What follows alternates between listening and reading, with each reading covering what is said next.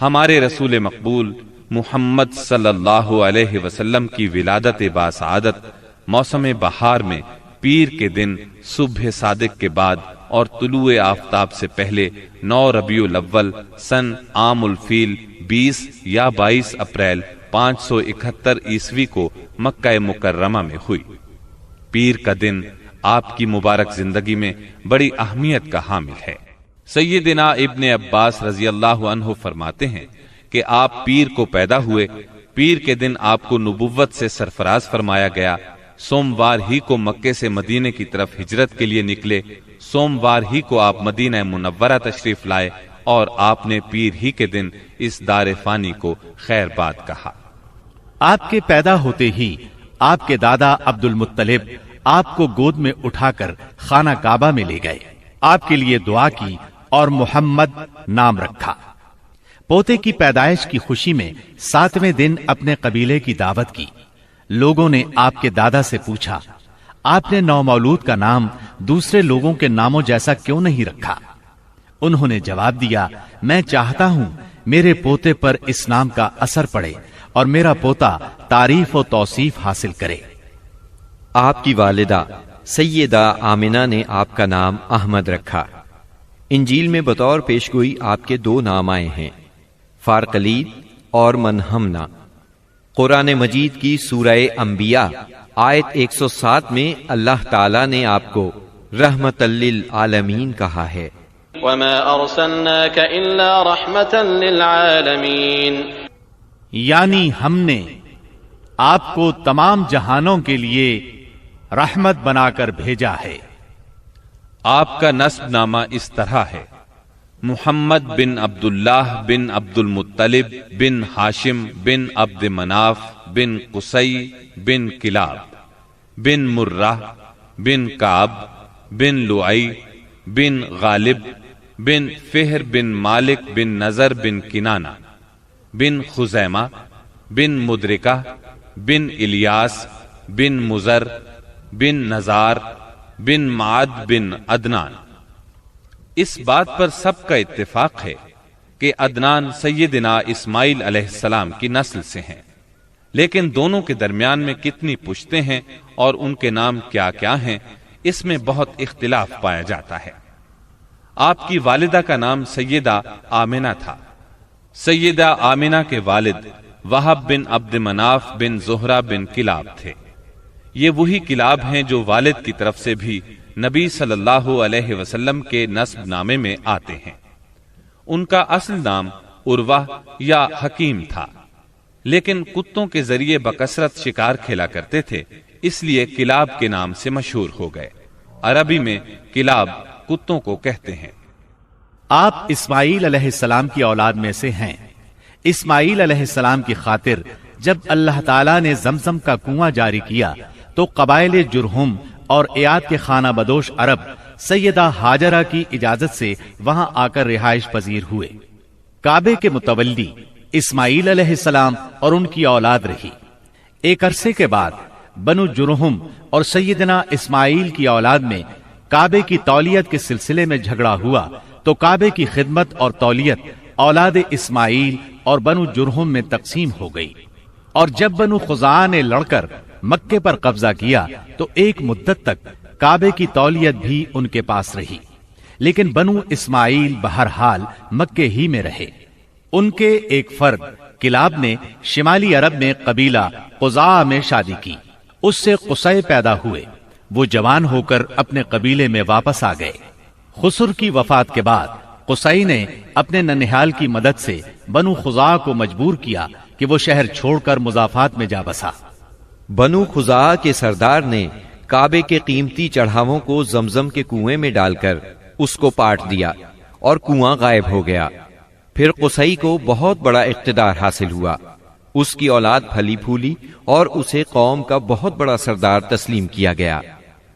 قصی نے مکے میں ایک شہری مملکت کا آغاز کیا، وہاں دار الندوہ یعنی پارلیمنٹ اور ٹیکس کے نئے محکمے قائم کیے، لیکن وفات کے وقت حکومت اپنے بچوں میں تقسیم کر دی۔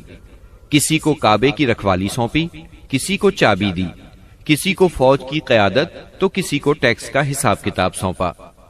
بعد کی نسلوں میں انتظامات کی مزید تقسیم در تقسیم ہوئی۔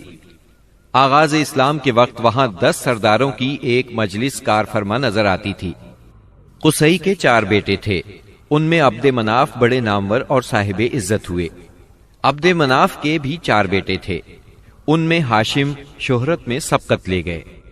ہاشم آپ کے پردادا تھے، بہت دولت مند ہونے کے ساتھ ساتھ سخاوت، مروت اور احسان میں بھی بے مثال تھے۔ ہاشم کہلانے کی وجہ یہ تھی کہ ان کے عہد میں ایک مرتبہ مکہ مکرمہ میں قحط پڑ گیا۔ یہ فلسطین گئے اور اونٹوں پر آٹے کی بہت سی بوریاں لاد لائے، بہت سے اونٹ ذبح کیے، ان کا شوربہ تیار کیا، روٹیاں پکوائیں۔ ان روٹیوں کو شوربے میں بھگو بھگو کر اہل شہر کو کھلاتے رہے۔ عرب اس کھانے کو حشیم اور سرید کہتے ہیں۔ یہ سلسلہ ایک مدت تک جاری رہا، اسی وجہ سے ان کا نام ہاشم پڑ گیا۔ وہ حاجیوں کی خدمت اور مہمان نوازی میں بھی بڑھ چڑھ کر حصہ لیتے تھے۔ اسی سخاوت اور فیاضی سے ہاشم کا نام پورے عرب میں مشہور ہو گیا۔ ذاتی اثر و رسوخ اور وجاہت کی وجہ سے ان کی دوسرے ممالک کے درباروں میں بھی رسائی تھی۔ انہوں نے ہی قریش میں سب سے پہلے یہ دستور جاری کیا کہ سال میں 2 مرتبہ تجارتی قافلے روانہ ہوا کریں، موسم گرما میں شام کی طرف اور موسم سرما میں یمن کی طرف۔ چنانچہ اسی دستور کے مطابق دونوں موسموں میں قافلے روانہ ہوتے تھے۔ سورۃ القریش میں اللہ تعالیٰ نے قریش کو یہی انعام یاد دلایا ہے، کیونکہ قریش اللہ کی رحمت سے موسم سرما و گرما کے عادی ہو گئے۔ ان کی سمجھ میں یہ بات آ گئی کہ اس نعمت کے شکریہ میں اللہ کی عبادت کرنا چاہیے جو اس گھر کا مالک ہے، اور اس نے انہیں بھوک میں کھانا دیا اور خوف سے امن بخشا۔ نجاشی شاہ حبش ہاشم کی بے حد خاطر مدارت کرتا اور تحفے تحائف بھی پیش کرتا۔ قیصر روم بھی ان سے بہت مہربانی سے پیش آتا تھا۔ ہاشم نے یمن اور روم کی حکومت سے قریش کے تجارتی قافلے کی حفاظت کا حکم حاصل کیا، اور یہ ان کے اعلیٰ تدبر کا نتیجہ تھا کہ تمام راستے قریش کے تجارتی قافلوں کے لیے محفوظ ہو گئے۔ اس طرح مکہ مکرمہ بین الاقوامی تجارت کا مرکز بن گیا۔ اس سے خانہ کعبہ کی زیارت اور فریضہ حج عام ہو گئے، اور مکی زبان بھی ملک کے چاروں طرف سمجھی جانے لگی۔ ان قریشی قافلوں اور سالانہ میلوں کی وجہ سے جزیرہ نمائے عرب میں ایک معاشی مرکز پیدا ہو گیا۔ ان سالانہ میلوں میں قریش کو سرمایہ دارانہ تجارت اور قافلوں کی حفاظت کے سلسلے میں بہت اہمیت حاصل تھی۔ اس طرح مکہ مکرمہ تجارتی مرکز بنا، جس نے سیاسی مرکزیت کا راستہ کھولا جو اسلام کا کارنامہ بننے والا تھا۔ 197 عیسوی کے چند ماہ بعد ہاشم کی بیوی سلمہ بنت عمر کے ہاں مدینہ منورہ میں شیبہ یعنی عبد المطلب پیدا ہوئے۔ بچے کے سر میں کچھ بال سفید تھے، اس لیے ان کا نام شیبہ رکھا گیا۔ شیبہ کا مطلب ہے بوڑھا۔ ہاشم کی وفات کے بعد ذمہ داریاں ان کے بھائی مطلب نے سنبھال لی تھی۔ گویا مطلب شیبہ کا چچا تھا۔ اس کی وفات کے بعد شیبہ نے رفادہ اور سقایا کی ذمہ داریاں خوبی سے سنبھالی۔ انہوں نے یمن اور حبشہ کے درباروں میں اپنی قوم کی نمائندگی بھی کی۔ ان کی ملکیت میں ایک قدرتی چشمہ بھی تھا۔ ایک دن خواب میں انہیں اشارہ ملا کہ فلاں جگہ کھود کر غائب شدہ زمزم کا کنواں برآمد کریں۔ کھودتے وقت اس سے انہیں دفن شدہ خزانہ بھی ملا جو کعبے کے چڑھاووں پر مشتمل تھا۔ عبد المطلب کو زمزم کی ملکیت کے لیے بہت دشواریاں پیش آئیں، مگر اہل شہر امن پسند تھے۔ انہوں نے طے کیا کہ کسی غیر جانبدار حاکم سے اس کا فیصلہ کرا لیا جائے۔ عبد المطلب نے یہ بات مان لی، لیکن پریشان بھی تھے، اس لیے منت مانی کہ اگر اللہ نے مجھے 10 بیٹے دیے اور وہ بلوغت کو پہنچے تو میں ان میں سے ایک کو کعبے میں جا کر اللہ کے لیے قربان کر دوں گا۔ جب 10واں بیٹا بھی بلوغت کو پہنچ گیا تو عبد المطلب کو منت یاد آئی۔ انہوں نے بیٹوں کے درمیان قرعہ ڈالا تاکہ جس کا نام نکلے اسے قربان کر دیں۔ قرعہ نبی اکرم صلی اللہ علیہ وسلم کے والد عبداللہ کے نام نکلا۔ عبد المطلب کا ارادہ دیکھ کر رشتہ داروں اور دوستوں نے دخل اندازی کی اور انہیں مشورہ دیا کہ وہ کسی خاتون عرافہ کے پاس جا کر حل دریافت کریں۔ چنانچہ عبد المطلب ایک عرافہ کے پاس گئے۔ اس نے معاملہ سن کر مشورہ دیا کہ بیٹے اور 10 اونٹوں کے درمیان قرعہ ڈالو۔ اگر عبداللہ کے نام نکلے تو مزید 10 اونٹ بڑھا دو۔ اس طرح خون بہا کی مقدار میں اضافہ کرتے جاؤ یہاں تک کہ قرا خون بہا پر نکلے۔ انہوں نے قرا اندازی شروع کی۔ قرا ہر بار عبداللہ کے نام نکلتا رہا۔ یہ 10 اونٹ ہر بار بڑھاتے گئے۔ جب 100 اونٹ پورے ہو گئے تب قرا اونٹوں کے نام نکلا۔ عبد المطلب نے 3 بار ایسا کیا تاکہ اطمینان ہو جائے۔ ہر بار 100 اونٹوں ہی کا قرا نکلا۔ اب انہیں اطمینان ہو گیا کہ یہی اللہ کو منظور ہے۔ واقعہ فیل کے 50-55 دن بعد عبد المطلب کعبے کا طواف کر رہے تھے کہ انہیں پوتے کی ولادت کی خوشخبری ملی۔ 75 سالہ دادا بہت خوش ہوئے۔ نبی کریم صلی اللہ علیہ وسلم ان کے پیارے فرزند جناب عبداللہ کی یادگار تھے، جن کی زندگی 100 اونٹوں کی قربانی دے کر بچائی گئی تھی، لیکن پھر اچانک وہ فوت ہو گئے۔ ان کی وفات سے بوڑھے باپ کو جو صدمہ پہنچا تھا، پوتے کی ولادت سے ایک حد تک وہ کم ہو گیا۔ عبداللہ کی والدہ یعنی نبی صلی اللہ علیہ وسلم کی دادی کا نام فاطمہ بنت عمرو تھا۔ عبداللہ کے 2 سگے بھائی زبیر اور ابو طالب تھے۔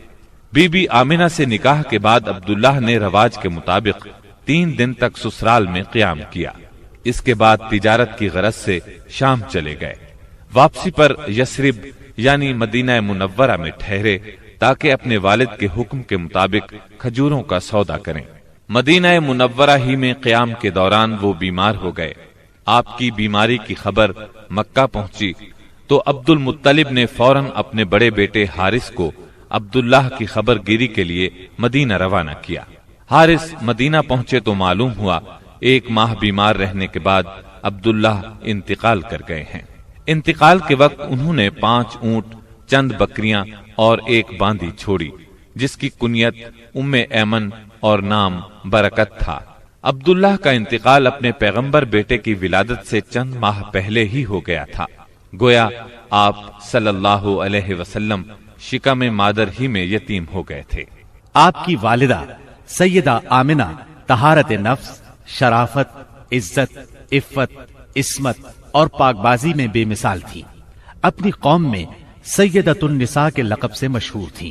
ددھیال اور ننہیال دونوں کے اعتبار سے آپ عرب کے بہترین قبیلے اور بہترین قوم میں سے تھیں۔